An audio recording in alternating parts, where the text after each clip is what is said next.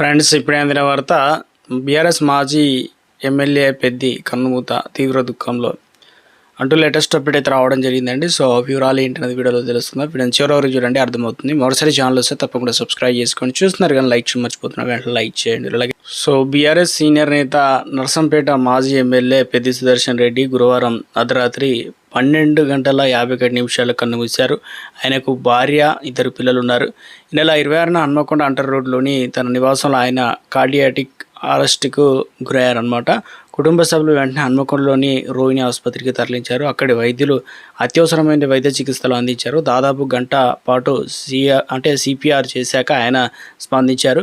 గుండెకు రక్తాన్ని తీసుకెళ్లేటువంటి నాళాల్లో బ్లాక్లు ఏర్పడినట్లు స్థానిక డాక్టర్లు అయితే గుర్తించారు. ఆరోగ్య పరిస్థితి విషమంగా ఉండడంతో వెంటనే గ్రీన్ ఛానల్ ద్వారా ప్రత్యేక అంబులెన్స్ని ఏర్పాటు చేసి సికింద్రాబాద్లోని యశోద ఆసుపత్రికి తరలించారు.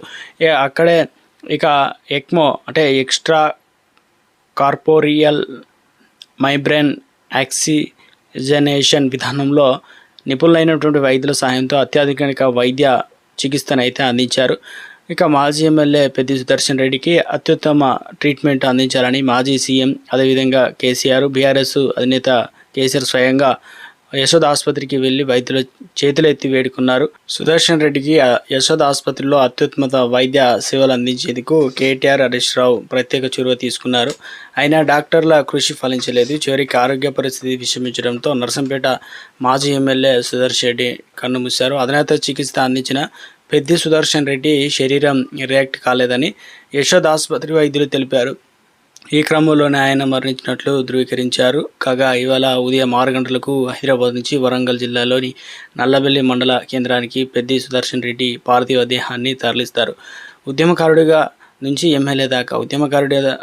ఎమ్మెల్యే స్థాయి దాకా పెద్ది సుదర్శన్ రెడ్డి ఎదిగారు.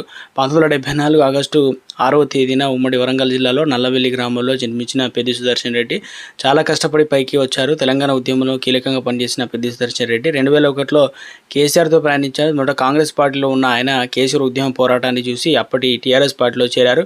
గులాబీ పార్టీలో తొలిసారిగా జెడ్పీటీసీగా విజయం సాధించారు. 2018లో నర్సంపేట నియోజకవర్గం నుంచి ఎమ్మెల్యేగా గెలుపొందారు. 2017లో పౌర సరఫరాల సంస్థ తెలంగాణ రాష్ట్ర చైర్మన్గా పనిచేశారు. అయితే 2023 ఎన్నికల్లో మాత్రం కాంగ్రెస్ పార్టీ అభ్యర్థి చేతిలో ఓడిపోయారు.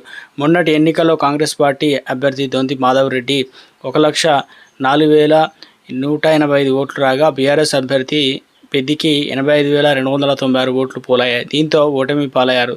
ప్రతిపక్షంలో ఉన్నటువంటి ప్రజా సమస్యలపై పోరాటం చేస్తూ